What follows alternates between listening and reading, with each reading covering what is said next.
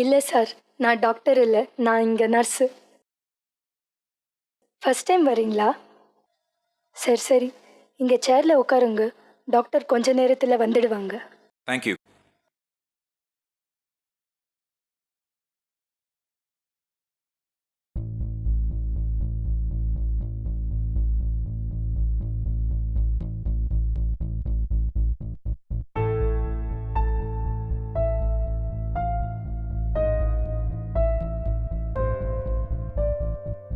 Mister Guru Prasad, chief inspector of police, right? Sorry, ஃபோனில் ரொம்ப நேரம் பேச முடியல. சொல்லுங்க mister Guru Prasad. How may I help you? இந்த ரூம்ல கேமரா சிசிடிவி ரெக்கார்டர்ஸ் ஏதாவது இருக்கா? ஏன் கேக்குறீங்க? இருக்கா இல்லையா? ஒரு கேள்விக்கு இன்னொரு கேள்வி பதில் இல்ல. ஒரு கேஸ் விஷயமா உங்ககிட்ட கொஞ்சம் டிஸ்கஸ் பண்ணணும். கான்ஃபிடென்ஷியாலிட்டி முக்கியம். போன வாரம் தான் பொள்ளாச்சியிலிருந்து கோயம்புத்தூர் டிரான்ஸ்ஃபர் ஆகி வந்ததா சொன்னீங்க. அதுக்குள்ளேயும் கேஸ்ல ஹேண்டில் பண்ண ஆரம்பிச்சிட்டீங்களா? இது ஒரு பழைய கேஸ். உங்களுக்கு தெரியாதது இல்ல மிஸ்டர் குரு பிரசாத். கேஸ் விஷயம்னா அஃபிஷியல் பெர்மிஷன் வேணும். நான் ஏதோ உங்களுக்கு உடம்பு சரியால உங்க பர்சனல் ப்ராப்ளம்காக என்ன பார்க்க வந்தீங்கன்னு நினைச்சேன். அது மட்டும் இல்ல. பர்சனல் ப்ராப்ளம் தான் டாக்டர். என் உடம்பு சிங்கம் மாதிரி. நான் போலீஸ்காரன், ஈஸியா மெயின்டைன் பண்ணிடுவேன். ஆனா my past is haunting me doctor. Go on.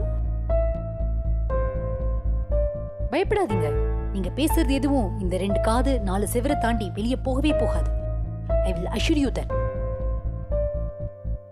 Nurse, போய் ஜெனரல் வார்டுல போய் பேஷண்ட்ஸ்க்கு ஏதாவது ஹெல்ப் வேணுமான்னு பாருங்க.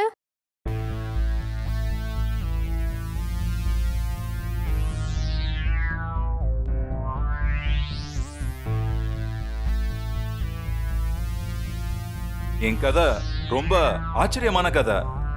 ஆனா எங்கேருந்து ஆரம்பிக்கிறது தான் தெரியல. வெல், எனக்கு நிறைய டைம் இருக்கு. முதலேந்தே ஸ்டார்ட் பண்ணுங்க.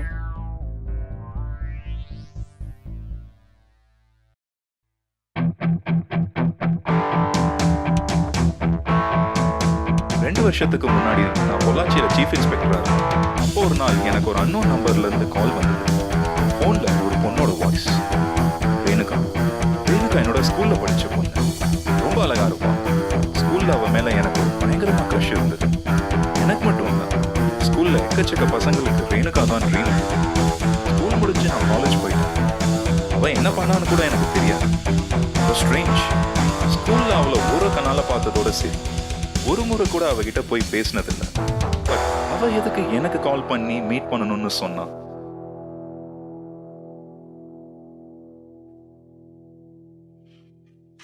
உண்மையை சொல்லணும்னா it was a bit of a surprise.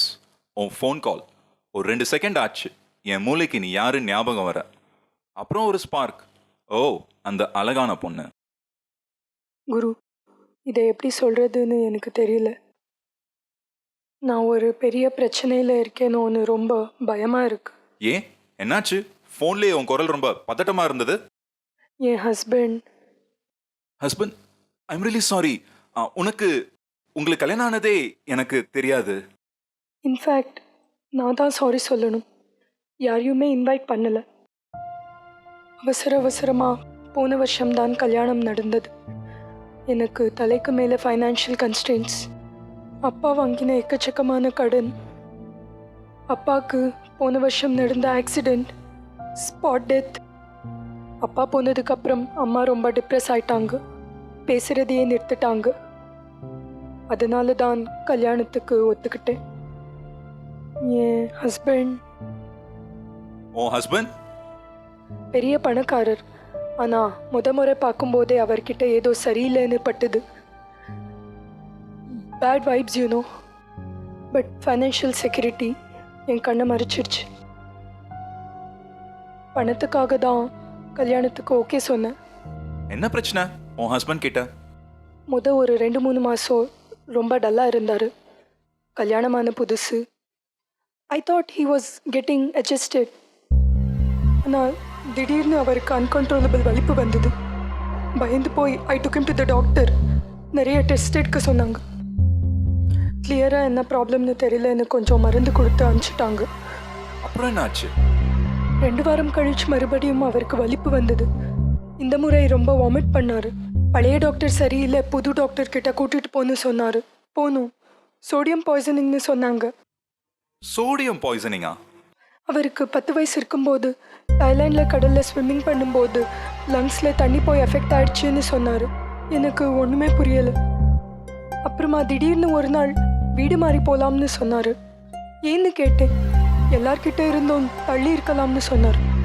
அங்கிருந்து வேற ஒரு வீட்டுக்கு ஷிஃப்ட் ஆனோம். Guru, hope I am not wasting your time. No no, not at all. சொல்லு ரேணுகா, புது வீட்டில் என்னாச்சு? 2 வாரம் ஒன்றும் ஆகலை. அப்புறம் மறுபடியும் வலிப்பு, வாமிட்டிங். வீட்டு பக்கத்தில் டாக்டர் கிட்ட போனோம். மறுபடியும் சோடியம் பாய்சனிங்.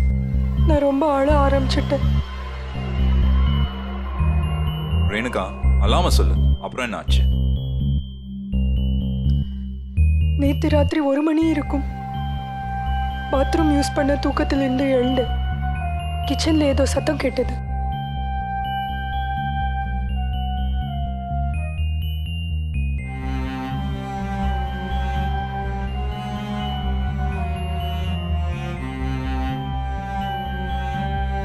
யார் இருந்தா கிச்சன்ல? என் ஹஸ்பண்ட். என்ன பண்ணிட்டு இருந்தார்? நான் சொன்னா நீங்க நம்ப மாட்டீங்க. உப்பு பாக்கெட்ல இருந்து உப்பு எடுத்து சாப்பிட்டுட்டு இருந்தாரு. வெறி பிடிச்சவர் மாதிரி வேக வேகமா. கீழே 2 பாக்கெட் காலியா கிடந்தது. 3வது பாக்கெட்டை சாப்பிட்டுட்டு இருந்தாரு. வாட்?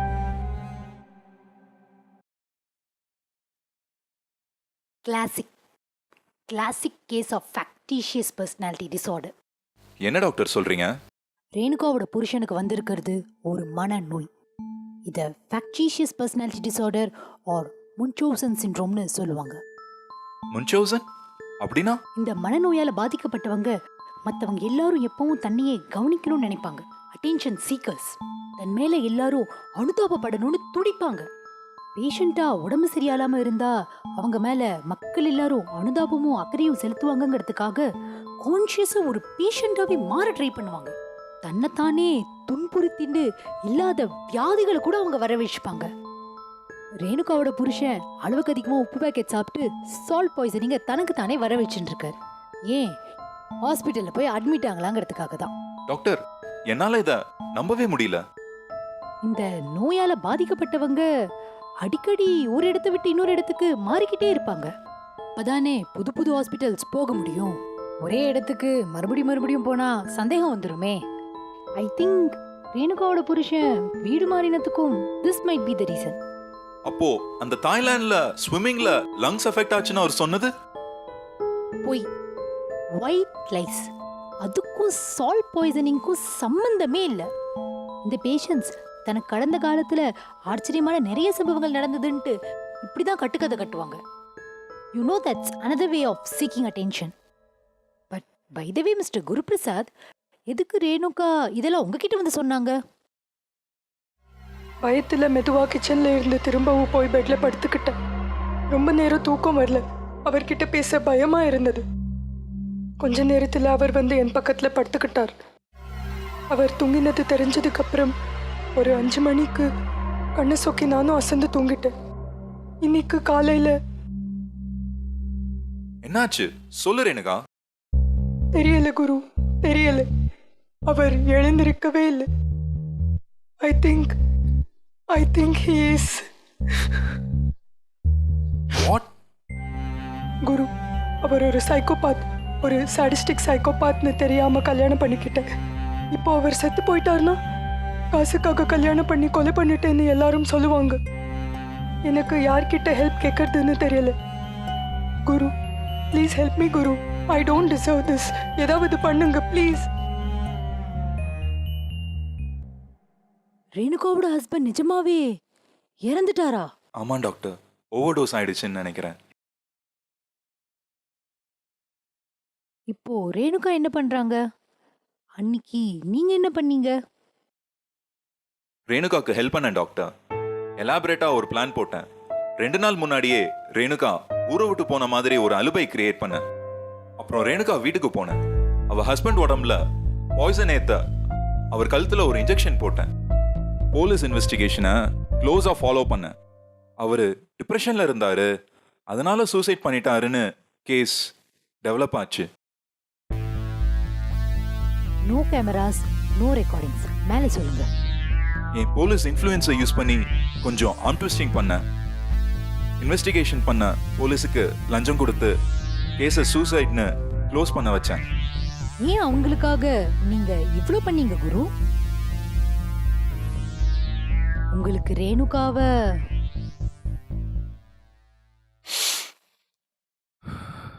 பிடிச்சிருந்தது ரொம்ப. இப்போ அவங்க எங்க இருக்காங்க?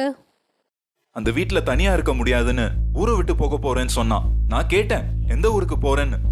சொல்லல. ஊருக்கு போயிட்டு என்ன காண்டாக்ட் பண்றேன்னா. ஆனா கடந்த ஒரு 2 வருஷமா அவங்க உங்களை காண்டாக்ட் பண்ணவே இல்லை, right? And that's why your past is haunting you, right?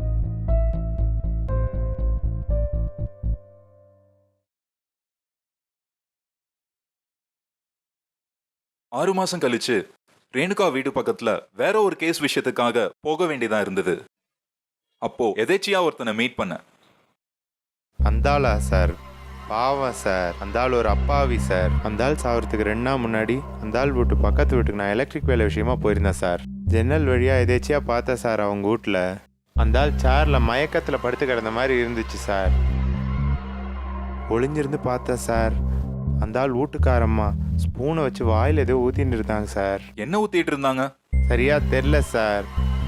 ஏதோ மருந்து மாதிரி இருந்துச்சு. கீழே உப்பு போட்டல மாதிரி ஏதோ இருந்துச்சு சார். வேற என்ன பார்த்த? வேற ஒரு ஊசி இருந்துச்சு சார். ஊசியா? ஊசி இந்த ஆஸ்பத்திரிலாம் வச்சிருப்பாங்களே சார். வேற என்ன பார்த்த?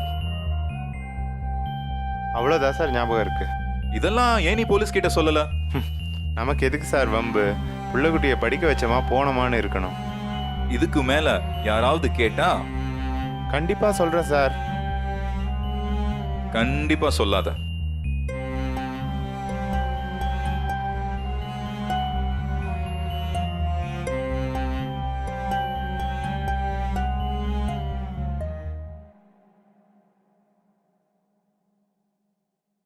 மிஸ்டர் குருபிரசாத், நான் சொல்றத கொஞ்சம் கவனமா கேளுங்க. This is just a theory தான். உண்மையா பொய்யான்ட்டு எனக்கு தெரியல. எனக்கு தோன்றதை நான் சொல்றேன். சொல்லுங்க டாக்டர். Factitious personality disorder. நான் ஏர்லியர் சொன்ன மாதிரி தான். இந்த நோய் இருக்கிற பேஷண்ட்ஸ் தனக்குத்தானே வியாதிகளை வர வச்சுட்டு அட்டென்ஷன் தேடிப்பாங்க. But there is a variation to this factitious personality disorder by a proxy. அதாவது தனக்குத்தானே வியாதிகளை வர வச்சுக்காம தன்னை நம்பி இருக்கிறவங்க, லைக் ஒரு பேரட் குழந்தைக்கோ ஆர் மனைவி கணவருக்கோ இந்த வியாதிகளை அவங்களுக்கே தெரியாம இவங்க வர வைப்பாங்க.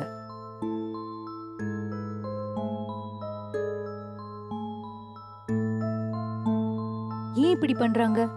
அதே காரணம், அட்டென்ஷன் சீக்கிங். ஆனா ஒரு ப்ராக்ஸி, ஒரு பிரதிநிதி மூலமாக அட்டென்ஷனை தேடிக்கிறாங்க. அந்த பிரதிநிதிகளை பொறுத்த வரைக்கும் இவங்க அவங்களுக்கு நல்லது செய்யறாங்கன்னு தான் நினைப்பாங்க. டாக்டர், எனக்கு ரொம்ப குழப்பமா இருக்கு. இப்போ நீங்க என்ன சொல்ல வரீங்க? நீங்க சொல்லறதெல்லாம் வச்சு பார்க்கும்பொழுது மனநோய் ரேணுகாவோட புருஷனுக்கு இல்ல, ரேணுகாக்கு தான்னு தோன்றுது. ரேணுகா அவங்க புருஷனுக்கு மயக்க மருந்து கொடுத்துருக்காங்க, இன்ஜெக்ஷன்ஸும் கொடுத்துருக்காங்க. அவங்களுக்கே தெரியாம டோசேஜ் ஜாஸ்தியா இருக்கு, புருஷனும் செத்துருக்காரு. பயந்து போய் என்ன பண்றதுன்னு யோசிச்சிருக்காங்க. அப்பதான் நீங்க ஞாபகத்துல வந்திருக்கீங்க. So she has just played a game. உங்ககிட்ட அவங்க ஹஸ்பண்டுக்கு மனநோய்னு சொல்லி ஒரு கதை கட்டி விட்டுருக்காங்க. நீங்களும் அவங்க வேலையில விழுந்திருக்கீங்க. உங்களை நல்லா யூஸ் பண்ணிட்டு ஊரை விட்டே தப்பிச்சு ஓடி இருக்காங்க. இப்போ எங்க இருக்காங்கங்கிறது அந்த ஆண்டவனுக்கு தான் வெளிச்சம்.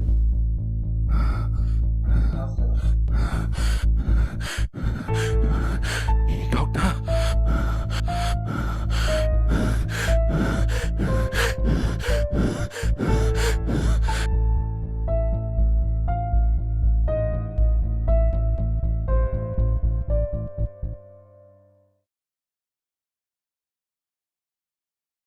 மிஸ்டர் குருபிரசாத், நான் போய் கொஞ்சம் தண்ணி கொண்டு வரேன். Are you all right?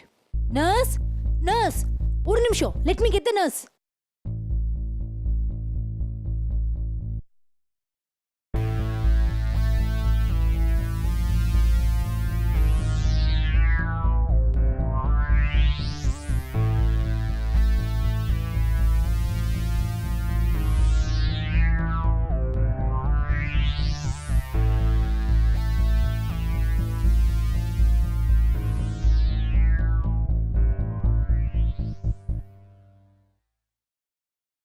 இப்போ எப்படி இருக்கு?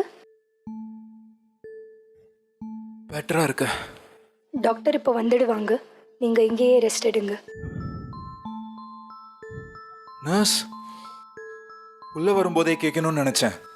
உங்க பேர் என்ன? மாயா. பொருத்தமான பேர்.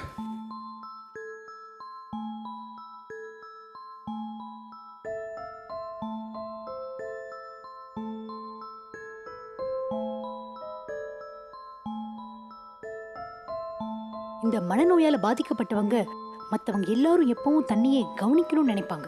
Attention seekers. இந்த நோயால பாதிக்கப்பட்டவங்க அடிக்கடி ஒரு இடத்தை விட்டு இன்னொரு இடத்துக்கு மாறிக்கிட்டே இருப்பாங்க. போன வாரம் தான் பொள்ளாச்சியில இருந்து கோயம்புத்தூர் டிரான்ஸ்ஃபர் ஆகி வந்ததா சொன்னீங்க. அதுக்குள்ளேயும் கேஸ்ல ஹேண்டில் பண்ண ஆரம்பிச்சிட்டீங்களா? இந்த பேஷண்ட்ஸ் தனக்கு கடந்த காலத்துல ஆச்சரியமான நிறைய சம்பவங்கள் நடந்ததுன்ட்டு இப்படிதான் கட்டுக்கதை கட்டுவாங்க. என் கதை ரொம்ப ஆச்சரியமான கதை. ஆனா எங்க இருந்து ஆரம்பிக்கிறது தான் தெரியல.